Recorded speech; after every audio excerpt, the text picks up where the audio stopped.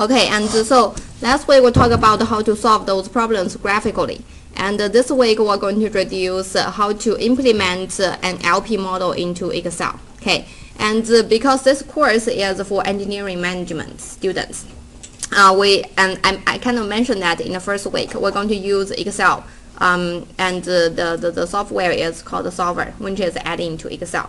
And the purpose of this course is not only help you to formulate LP models, implement them in Solver, but also learn how to implement a model in Excel in the best way, so that when you show your, say, your client or your employers or your boss, whoever supervisor who's going to look at the Excel models, it is presented in the best way. Okay, best communicable way. And there are some so the company that makes the solver, it is a company. And if you have, say, questions, technical support, they offer technical support. You can go to their website to get some questions answered there. There are some other packages for solving those mathematical programming problems, like those ones I listed here. And I'm sure there are other programs people use too. But we'll focus on solver in this case. Some goals for spreadsheet design. Okay, I don't know how many of you, how much you use Excel, or have you used Excel before. Excel is really a powerful tool that have a lot of formulas, functions that you may not know. And we'll learn a lot of those formulas in this class. Some goals for the spreadsheet design. First, communication. Okay, we use those Excel spreadsheets to communicate the information to the managers and stakeholders and customers. So when we design a spreadsheet, we need to keep those in mind. Second, reliability. Okay, the output of a spreadsheet should generate correct and consistent output. Okay, and auditability. A manager should be able to retrace the steps followed to generate the different outputs from the model in order to understand and verify the results. This means make it really easy for people to understand. And we need to keep in mind that many times the audience who are going to review our Excel spreadsheet models do not have the background. And to make it really clear, okay, say from A relate to B, say, okay, we have the unit cost and we have the number to produce, and here we have the total cost.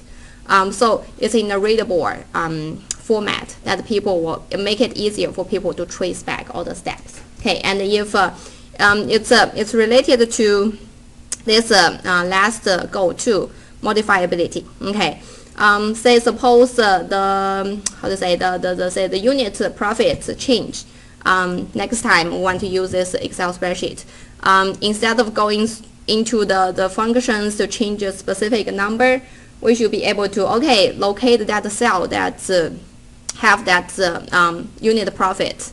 Very quickly, just change that number, and the entire spreadsheet does not need to be changed. Okay, so when we design the spreadsheet, we need to keep those goals in mind. And so some specific guidelines, we'll go through this quickly here, and we have this entire semester to practice this. Organize the data, then build a model around the data.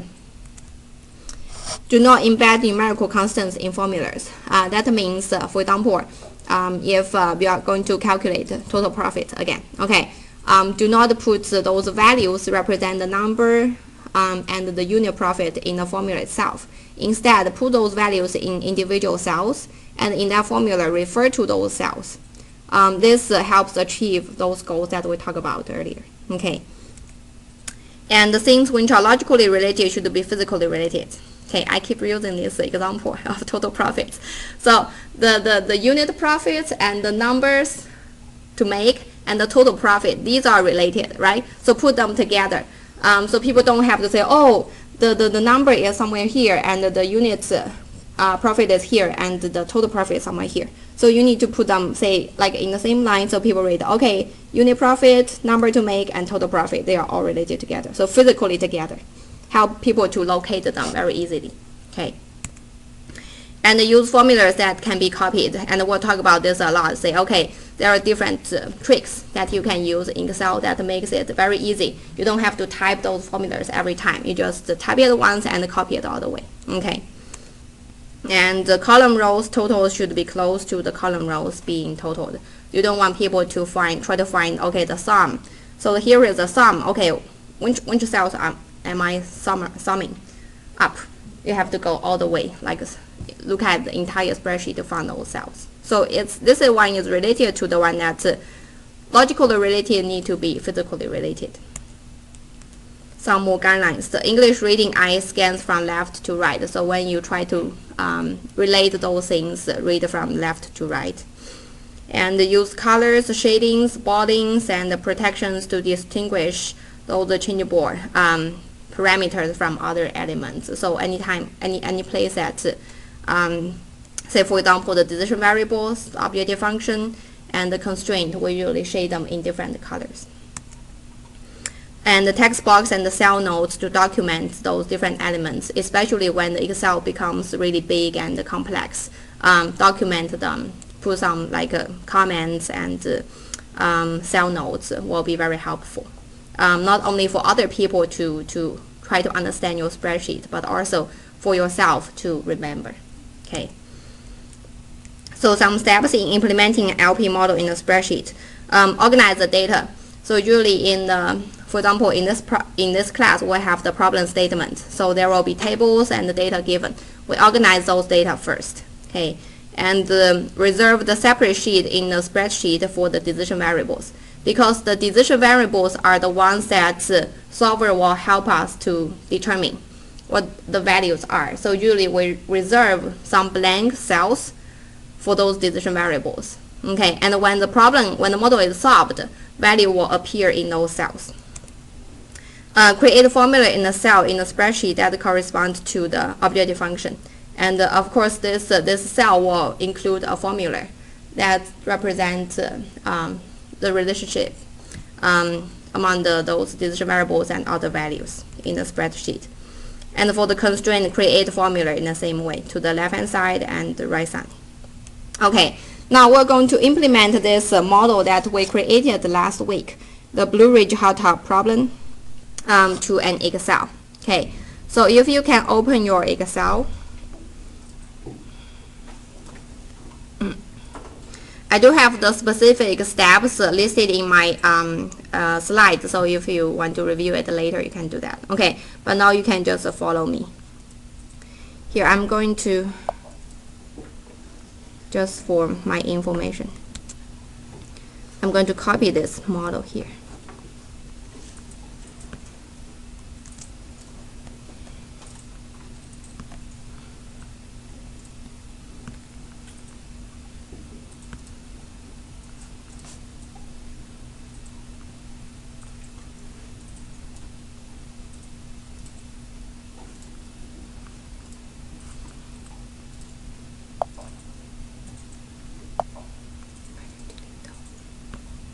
Okay, so these are this is my model.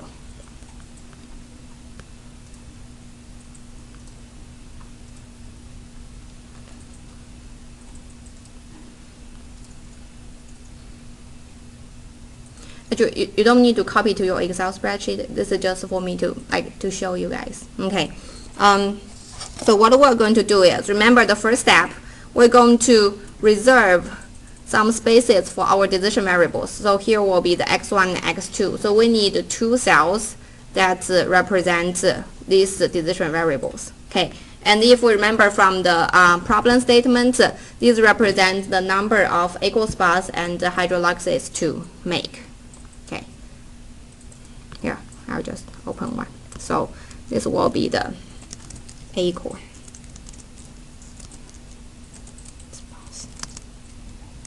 And this will be the hydrolysis.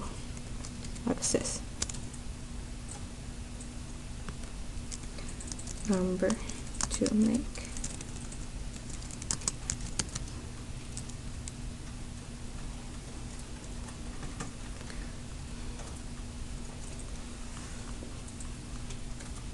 And sorry, go back to here. So go back to my first sheet. And those 350 and 300 here represent the unit profit. Okay, and these represent those unit numbers here represent the unit of the resources that needed.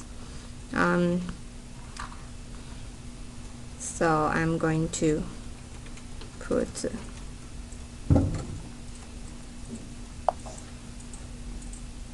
actually I'm going to move this a little further here. Okay, here will be unit profit.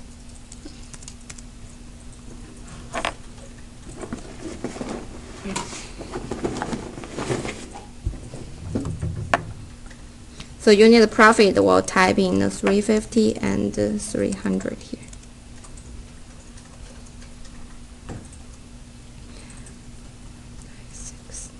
Okay, and here will be the resources needed. The first is pump, labor, and tubing. Okay, so pump, labor, and tubing.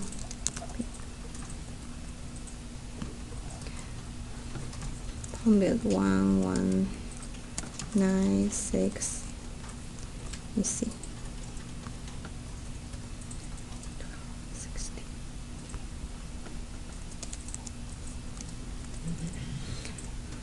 So these are all the given data.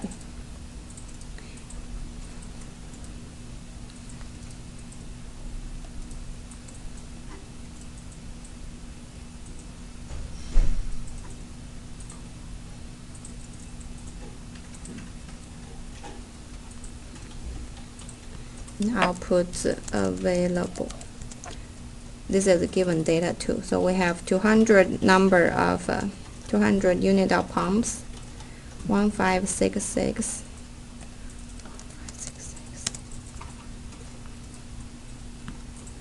and 280. Okay. So these are all the given data.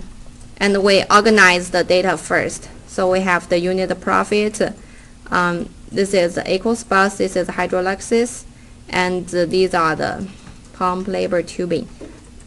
Unit of pumps, labors, and the tubing required, and these are the available ones. Okay, let me enlarge this part.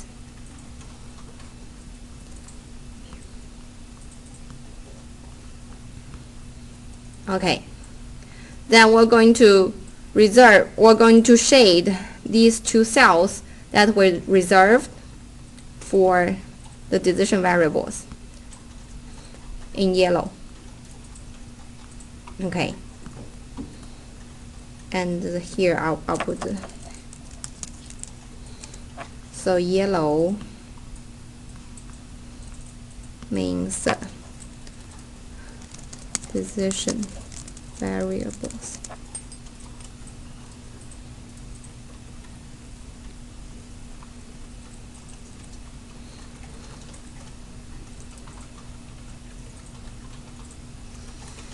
Okay, then the next thing to do, reserve a place for the objective function. Okay, and what's the objective function? What's the objective in this case? It's the total profit, right? Maximize the total profit. And we said the things that logically related need to be physically related. So here we have the unit profit here, so I'm going to put total profit.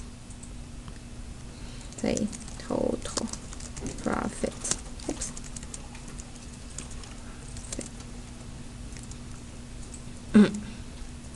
Here. I'm going to shade it in blue.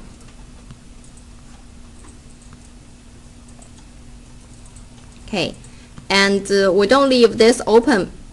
We don't leave this blank because there should be a function here. Okay, so equals to be this one, right? 350 times the number to make for equals bus, which is our x1, plus the 300 times our x2. So this is what we said. we do not put the numerical values in the formulas. Instead, we put numerical values here in a separate cell and refer to them in this formula here. So later, for example, if this unit profit of equals bus change, we just come here to this cell to change it. Okay. Okay, so that's our object function. And then we look at our constraints. So these are the constraints that represent, for example, pumps used need to be less than or equal to pump available. Labors used need to be less than or equal to labor available. Tubing used need to be less than or equal to tubing available. Okay, so we've already got this available part, which is the right hand side of the constraints. Now what we need would be calculate the left hand side. Okay, so left hand side is a function of those values and our decision variables. Okay, so now what I'm going to do will be to move this this column here, and so I have some space to calculate used. Okay, which is the left hand side of our constraints.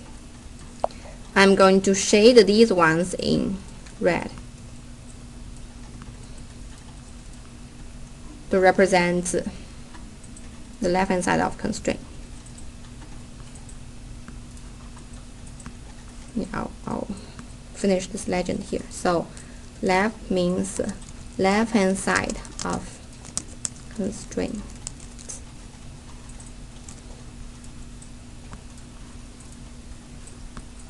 Forgot to put the legend here. So this will be the objective functions.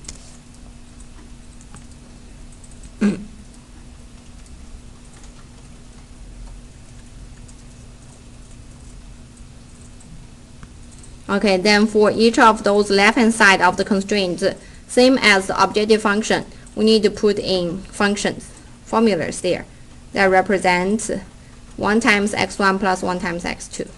Okay. And before I do that, let's look at all those 3 constraints. They have exactly the same format, right? It's all of them have, say, the numerical value. That's the unit of resource needed for equals bus and hydrolysis. And it's this times the decision variable plus the second times the decision variable less than or equal to right hand side. So we said that it's desirable to use functions that can be copied. Okay, so what we're going to do is we're going to put a function here that can be copied all the way down here. Okay, and also we can still, you don't need to follow here now. Okay, we can still type, say, okay, this equals to be this one times this one plus this times this one. But if we type in this way, it's difficult for us to copy. You can still copy that. Let me just show you. You don't have to follow now. So if I copy it this way, all the way to here, okay, let's check. When I click into the cell, those cells that are shifted. Okay, so these 2 are what we needed, right? These are the coefficients of our left hand side, but we would like this one to be fixed here and this one to be fixed here.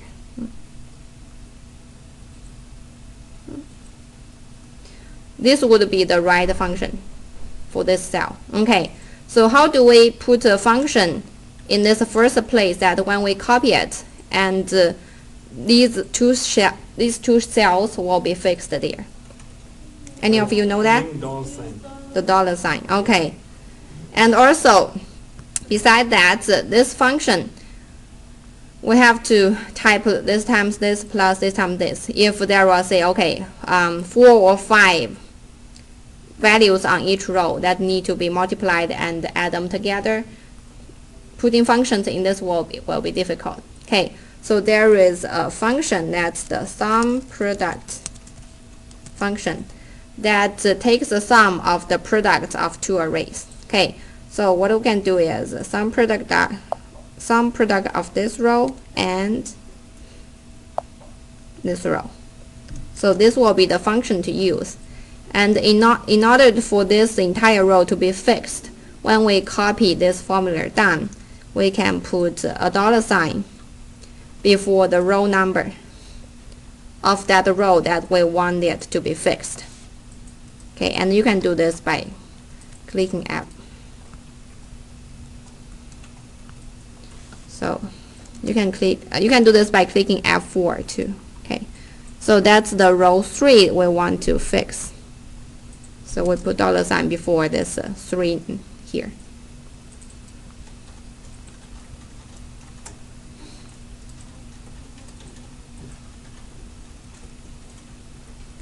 We do want this row to shift when we copy this formula, so we don't do anything to that. Okay.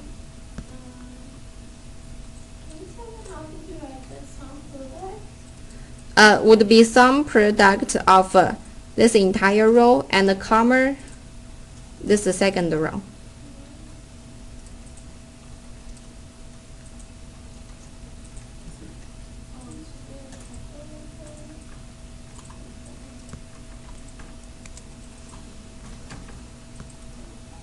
Okay. Then when you are done, you can copy it all the way to the last cell. Whenever you copy a function, I suggest you click in the last cell that to which the formulas is copied.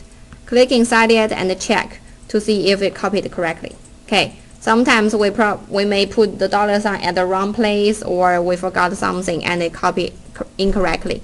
And it's always easier to identify the errors right after you input all the formulas. After you solve the model, you found something wrong and go back to problem shooting, it will be really difficult. Okay. Okay, so now I click and say, okay, it's correct. These are what I want. Okay. With that said, actually we can use this function here at this total profit part, and then we can also copy that to here. Okay.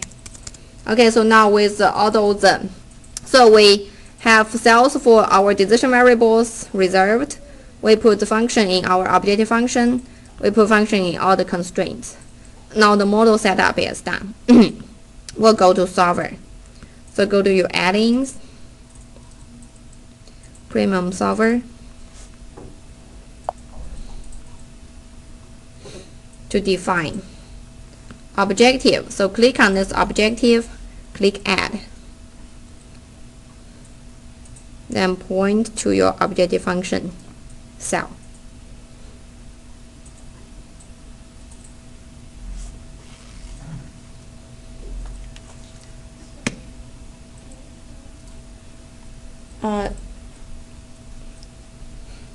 In the what's that? Okay, let's finish this. Okay.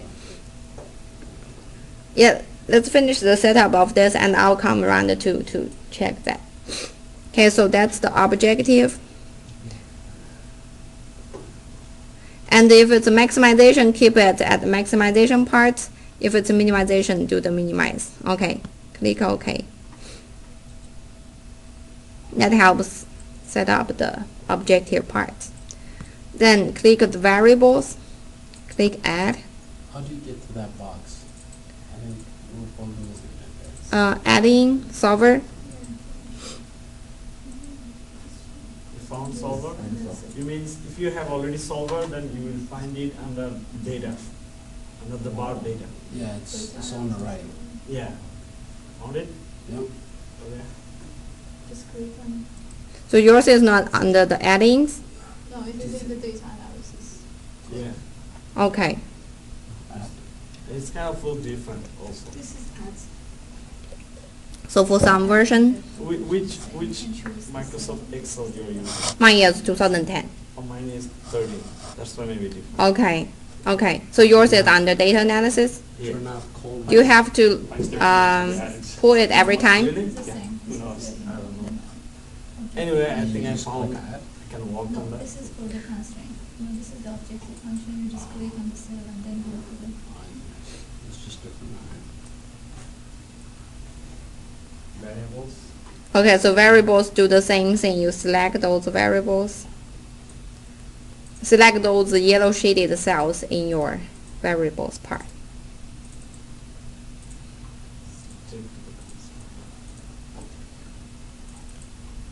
Click OK.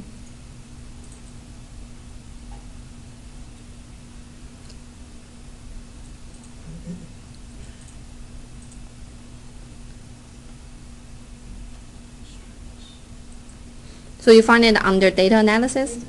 Yeah. Okay. Sarah, did you find yours? No. You didn't find your solver?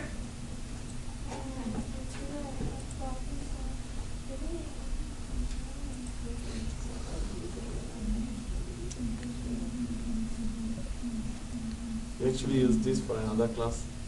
Hmm? Advanced operation management. For that? For that class, we use this solver. Oh, advanced operations management? Yeah. Okay. And I think we kind of did the same problem too there. Right? For what problems? Kind of looked like something, I don't know. Okay.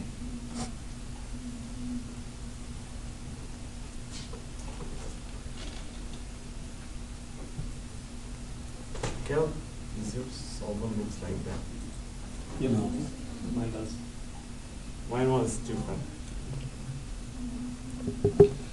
Anyway, it didn't solve, right? I think yours is the older version. Maybe. Did you install the solver? It was already installed, so. Oh, that's not the solver that we're using. Really? I think what you have is what's the Microsoft solver. It's not the solver that you use from the add-ons.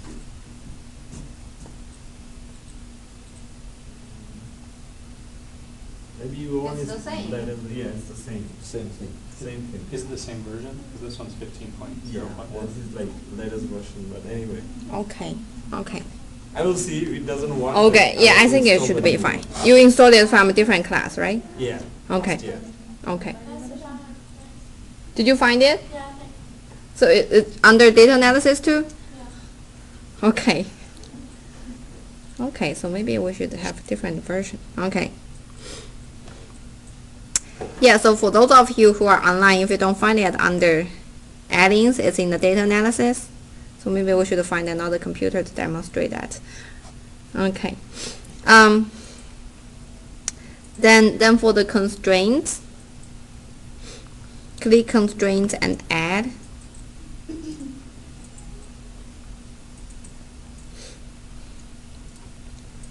So here are the constraints. So you need to put in the left-hand side. For example, first constraint will be, this is the left-hand side, the used need to be less than or equal to the right-hand side.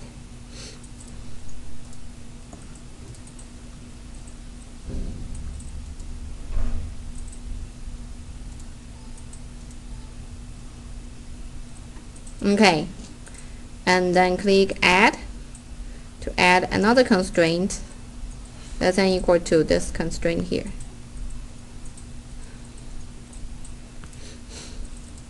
And add the third constraint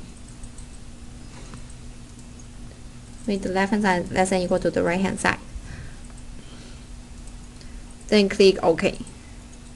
Then you will see all these three constraints being listed under the constraint here. Okay.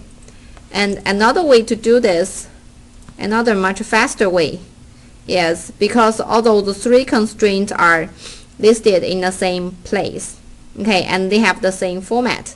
So what we can do is, I'm going to delete these ones now. What I'm going to do now will be to add all three constraints at the same time. So the left hand side will be all these three cells, less than or equal to, oops, sorry, all these three cells on the right. Solver knows that means for each of them individually, the left hand side less than or equal to the right hand side. Okay, so from this you can see the benefits of putting constraints in the same group. For example, this one is all of them are like the resource used less than or equal to resource available. So put them together, save you some time to define the constraints one by one. Okay. And click OK. In this problem, we have another constraint, which is the non-negativity constraint, which is the x1 and x2 greater than or equal to 0. So you can either add them in the constraint part, or here make unconstrained variables non-negative. Okay.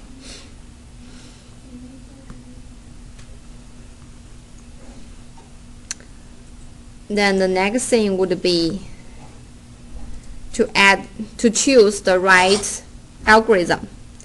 Since we're solving linear programming problems, so using the standard LP will be the algorithm. Okay. Make sure you use this standard LP for all the linear problems. Okay, because the other problems may not be able to solve your. Simplex LP is this one? Yeah, simplex LP. Simplex LP. Yes. Right. I have only 3 options here. Okay. Continue. And then you should click solve. Yeah, click solve. Then you will see this message here. Yeah. Solver find and please make sure you read this message here, because sometimes it will tell you solver didn't find a solution, or say the constraints are not met. Don't just assume that once the numbers here appear, then they are the solution. Okay, read this message please. Here, solver find a solution, all constraints and optimality conditions are satisfied. That means we find the optimal solution now. Okay, then keep OK. And you see, okay, it's solved for you. And the solution is to make 122 aqueous baths and 78 hydrolysis. That gives a total profit of 66,100. Okay, so here, then with this, you can do some cosmetic work to this model to make it look nicer. Okay, for example, we said use the borders to put things together, and for example, maybe I'll add a row here. I'll insert a row here so that's all and unshaded.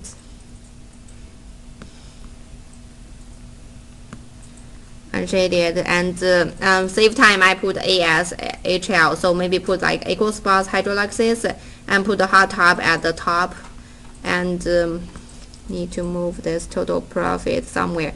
So change just some cosmetic work to make the spreadsheet look nicer.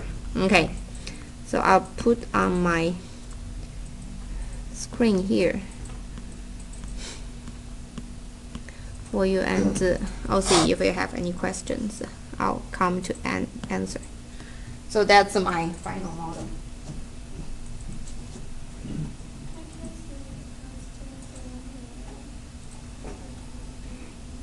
You need to click F.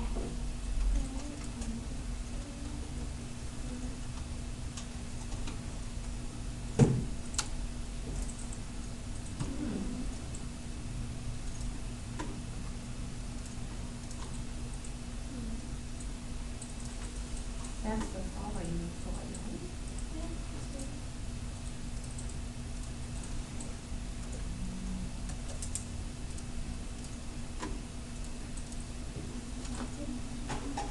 Did you open from here?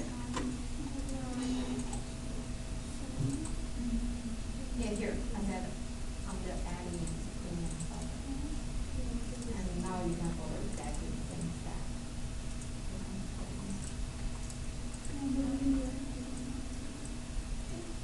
Yeah, I don't know where you open that, but it should be on the admin premium solver. Okay. So the right hand side. Right.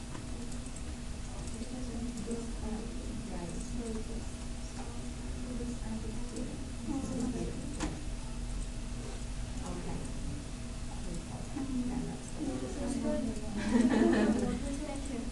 Yeah, find that for Sarah, but I think I went to the It is. add-in. Yeah, it should be this one.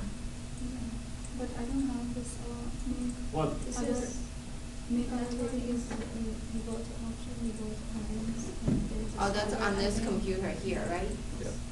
So it is installed, or you guys Yeah, yeah. installed yourself? Yeah, we added ourselves. Right, on those computers, you have to load it, I think. You have to load it, but if it's on your personal laptop, it is on the ANI. You find it from ANI, right? Okay. Yours too, right? Okay. Yeah, like on those, I think you have to load it every time. Mhm. Like select to load that software. Okay. But Okay. it is easy, it's just a few seconds, doesn't take so much time. Okay. Should we use the color highlighting scheme that you have, or? Yeah, I prefer if you use the same color. Same color as you? So like when we look at each other's model, we know exactly these are the decision variables, constraints, objective. Yeah, it'll be easier. Okay, so that's the Excel part. So let's okay, let's take a 10 minutes break. Okay.